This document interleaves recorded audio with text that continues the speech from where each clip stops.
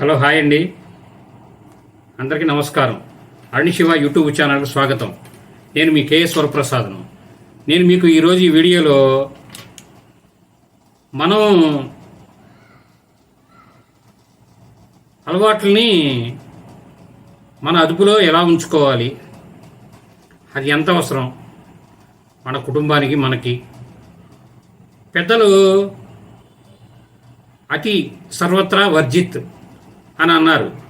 అంటే ఏంటనే దేనిలో అయినా మనం ఎక్కువ అనేది ఇచ్చేయకూడదు, అతిగా అనేది ఏది చేయకూడదు.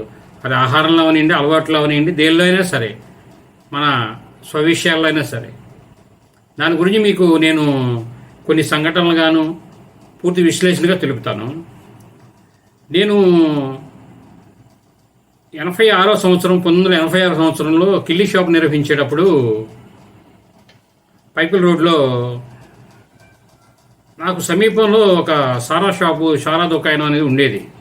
అప్పట్లో నాకు తెలిసిన వ్యక్తి, నేను కిల్లీ షాప్ నిర్వహించేటప్పుడు నా దగ్గరికి వచ్చే వ్యక్తి, అతను పాన్పరాగా ఏదో తీసుకోవడానికి వచ్చేవాడు. ఏదో ఒక్కబడి ఏదో నాకు గుర్తులేదు. నా కస్టమర్ ఆయన. అతను నేను ఉదయం 5:30 ఆ ప్రాంతంలో 6 లోపు షాప్ తీసేవాడండి. ఆయన 6-6:30 లోపు వచ్చేసేవాడు బయటికి.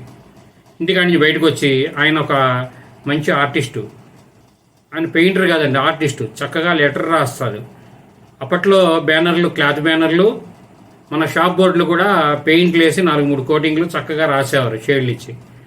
ఇప్పుడు బ్యానర్లు వచ్చి వాళ్ళకి పని కోల్పోయారు. అప్పట్లో ఆయన పేరు గుండయ్య. అయితే ఆయన అంత పొట్టిగా ఉండేవారు. మంచి ఆర్టిస్టు, మంచి వ్యక్తి, మంచి మనసు, మంచి ఆర్టిస్టు. కానీ ఆయనకి తాగుడు బానిస. అతను 6-6:30 నేను షాప్ తీసి నేను అన్నీ ఊడ్చుకొని నా దినచర్య చేసుకునే లోపే అతను వెళ్ళి స్వీకరించేసి సారాని నా దగ్గరికి వచ్చి కొనుక్కోడానికి వచ్చేసేవాడు. రెండో కస్టమర్ కింద, ఫస్ట్ కస్టమర్ కింద అలా వచ్చేసేవాడు. నాకు ఆశ్చర్యం వేసేది. ఏంటండి గుండయ్య గారు అనేవాడిని. ఇలాగే నేను గుండయ్య గారు ఏంటి, అప్పట్లో నాకు 20-21 ఉంటాయండి వయసు. ఇంకా వివాహం కూడా అవ్వలేదు. ఏంటి గుండయ్య గారు ఏంటి ఇలా ఏమిటి అంటే, అంతేనండి ప్రసాద్ గారు, అది కొన్ని మనం చెప్పుకోలేము అని అనేవాడు. ఆయనకి 2 ఆడపిల్లలు, భార్య. ఆయనకి వయసు సుమారు 40-45 సంవత్సరాలు ఉంటాయి. ఆమె చాలా పెద్దవాడు అప్పట్లో. అయితే తను ఈ మద్యపానం వల్ల, దేని వల్ల వివాహం కొద్ది లేటుగా చేసుకున్నాడు. తనకి ఒకసారి భార్య పిల్లలు వెళ్తా చూస్తే, వాళ్ళు పిల్లలు ఒకళ్ళు 5 ఏళ్ళు 6 ఏళ్ళు ఉంటాయి, ఒకళ్ళకేమో 4-3 సంవత్సరాలు ఉంటాయి. అలా ఉన్నారు. నేను అక్కడికే అన్నాను, ఏమిటండి ఇది, మరి మీరు కుటుంబం, మరి ఇంత పెద్ద కుటుంబం, మీరు 4 బతకాలి, మీ అమ్మగారు ఉన్నారంటారంటే, లేదండి అని అన్న. అప్పట్లోనే ఆయన 500-1000 రూపాయలు సంపాదించేవారు ఆ రోజుల్లోనే. మంచి పెయింటర్ అండి, పెద్ద పెద్ద పెయింట్లు, మంచి ఆర్టిస్ట్ అనమాట. మన అప్పట్లో క్యాంపా కోలా, గోల్డ్ స్పాటు, ఎన్ని కంపెనీల తరఫున పనిచేసేవాడు, బాగా సంపాదించేవాడు. అవి కాకుండా బయట కూడా. కానీ ఆఖరికి సడన్గా ఆయన అలవాటికి ఇదయ్యి వెళ్ళిపోయారు. వాళ్ళ కుటుంబం ఏముందండి, ఇప్పుడు అలవాటు ఉన్న వాళ్ళకి నియంత్రణ అనేది ఉండదు. అదే నియంత్రణ ఉందనుకోండి, బాధ లేదు. అలవాట్లు ఉండొచ్చు, నియంత్రణ అనేది ఉండాలి. అలవాట్లు దేనికైనా సరే, ఏదైనా సరే నియంత్రణ అనేది ఉండాలి. అలాగే ఇంకో విషయం తెలియజేస్తాను. నేను ఈ షాప్ తీసేసే ముందు, ఇటీవల 2000 లాక్డౌన్ తర్వాత నా షాపు ఉదయం 9 తీసి రాత్రి 10 కట్టేసేవాళ్ళం.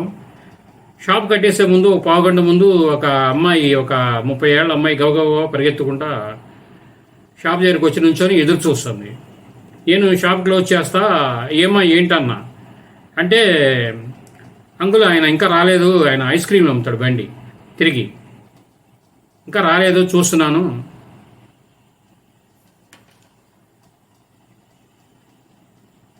అని చెప్పేసరికి ఈలోపు ఎదురు చూస్తుంది. వాళ్ళ అబ్బాయి వెళ్ళి ఆయన్ని ఇంకో అతను కలిసి మోసుకొస్తున్నారు.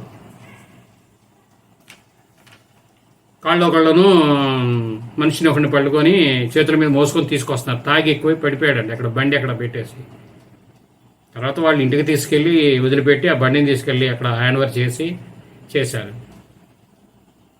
మరుసటి రోజు మామూలుగానే అవుతారు. అలాగే కొంతమంది ఇప్పుడు నాకు తెలిసినప్పుడు నా చిన్నప్పుడు ఒక సంఘటన ఏంటంటే, మా బంధువులు అతను నా దగ్గరికి మా ఇంటికి వచ్చేవారు. నాకు అప్పుడు 10 ఏళ్ళ లోపు ఉంటాయి వయసు. నన్ను ఏంటి నా పేరు చిన్నప్పుడు బుజ్జండి ఎరా బుజ్జిగా ఏంటని నన్ను దగ్గర తీసుకునేవారు. తీసుకుంటే ఆయన సిగరెట్ కాల్చేవారు. కాలిస్తే నాకెందుకో ఆ వాసన పడేది కాక నాకు ఏదో అనిపించేది. నేను చిన్నవాడిని, బంధువు, ఆ ఒక్క నిమిషం ఓర్చుకొని ఎడంగా వెళ్ళిపోయేవాడిని. నాకు నచ్చేది కాదు. అలాగే ఈవేళ నేను సత్యనాపురం స్టేషన్ దగ్గర వ్యాపారం చేసినప్పుడు, స్వీట్ షాప్ చేసినప్పుడు అక్కడ జరిగిన ఘటన నేను ఇక్కడ కేదార్స్పేట వచ్చిన తర్వాత నాకు తెలిసింది. నేను తర్వాత పని మీద అటు వెళ్ళినప్పుడు ఒక కుర్రవాడు, నేను అక్కడ వ్యాపారం చేసేటప్పుడు నాకు చదువుకుంటూ ఎప్పుడన్నా ఖాళీగా ఉన్నప్పుడు నా దగ్గర పనిచేస్తూ చిన్న చిన్న పనులు చేసి పెడుతూ నేను ఎంతో కొంత డబ్బులు ఇచ్చేవాడిని, కొనుక్కోవడానికి పుస్తకాల గాట్లకి చేసి పెట్టేవాడు. అతనికి అప్పుడు వయసు 10th క్లాసు చదివే వయసు ఉంటుంది. మీటి వచ్చేసిన షాపు. అతను తర్వాత చదువుకున్న తర్వాత చదువు సాక అతను టైల్స్ పని చేసుకుంటా ఫ్యామిలీ 2 పిల్లలతో బతుకుతున్నాడు. అక్కడే ఉంటున్నారని చూసా. అనుకోకుండా నేను అటు వెళ్ళినప్పుడు ఒకరోజు సరుకుల పని మీద బ్యానర్ చూసా. విడిపోయాడు. ఏమిటి అని ఉంటే అతనికి మంచి కుర్రోడు, చాలా బలంగా ఉండేవాడండి. ఏమిటి అంటే పాన్పరాగులంట. రోజుకి 25, 30, 20, 15. ఎవరి కోసం? ఇప్పుడు మనం కుటుంబానికి మనమే రాజు, మంత్రి మన ఆడవారు. మంత్రి గారి మాట రాజుగారు వినరు కదా. రాజుగారికి చెప్పడాకే ధైర్యం చేయరు. మన పిల్లలు కానీ ఎవరు కానీ మనకు చెప్పడానికి ఏమీ ధైర్యం చేయరు. వన్ మ్యాన్ ఆర్మీ, మనమే అన్ని. అటువంటిప్పుడు ఏంటంటే మనం మన కుటుంబం పట్ల, మన అలవాట్ల పట్ల ఎంతో ఇందాక అన్నట్టుగా అతి సర్వత్రా వర్జిత్ అని మన అలవాట్లని చక్కగా నియంత్రణలో ఉంచుకొని, నేను చిన్నప్పుడు నేను పడిన అనుభవం, ఇప్పుడు మన పిల్లలు ఉన్నారండి, ఆడపిల్లలు ఉంటారు, వాళ్ళు వీడికి వస్తుంటారు. ఈవేళ ఒకప్పుడు ఏమన్నా మంచి చెడు తెలియాలంటే 10 సంవత్సరాలు మన 10th క్లాస్ వచ్చేసరికి తెలిసేదండి మన హయాంలో. ఇప్పుడు 5-6 సంవత్సరాల కానించి మంచి చెడు అన్నీ తెలిసిపోతున్నాయి. మనం వాళ్ళ పట్ల ఎంతో అప్రమత్తంగా ఉండాలి. మన పిల్లల్ని పెంచే విషయంలో, మన అలవాట్ల పట్ల.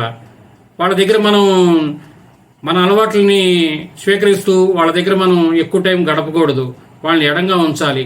వాళ్ళకి ఇష్టం ఉండదు, ఏం చేస్తారు? ఏం మాట్లాడలేరు. అలాగే మనం చేసిన తప్పుని చిన్నవారిగా వాళ్ళు ఏమీ మాట్లాడలేరు. అది ఏ అలవాటైనా అవనియండి. వాడి కుటుంబంలో వాళ్ళు కూడా ఏమీ మనం ప్రశ్నించడానికి ఒకసారి అసహనం కోల్పోయినప్పుడు ప్రదర్శిస్తుంటారు. కానీ మన అంతిమ తీర్పు మందే. దాన్ని మనం నిగ్రహించుకొని ముందుకెళ్ళినా మన జీవితాన్ని సడన్గా ముగించుకోవాలన్నా అది మన చేతిలోనే ఉంటుంది. ఎందుకంటే నేను సమాజం పట్ల కొద్దిగా అవగాహన కల్పించాలి కొన్ని అలవాట్ల మీద అనేది ఆ బాధ్యతగా, నాకు తెలిసిన అనుభవాలుగా నేను మీకు తెలియజేశాను. ఈ అనుభవాల్లో ఎవరినన్నా ఇబ్బంది పెడితే దాన్ని లైట్గా తీసుకోండి. అలాగే ఈ వీడియో మీరు పూర్తిగా చూసినందుకు ధన్యవాదాలు. అలాగే మేము మరిన్ని వీడియోలు చేయడం కోసం లైక్ చేయండి, షేర్ చేయండి, తప్పగా సబ్స్క్రైబ్ చేసుకోండి. Thank you.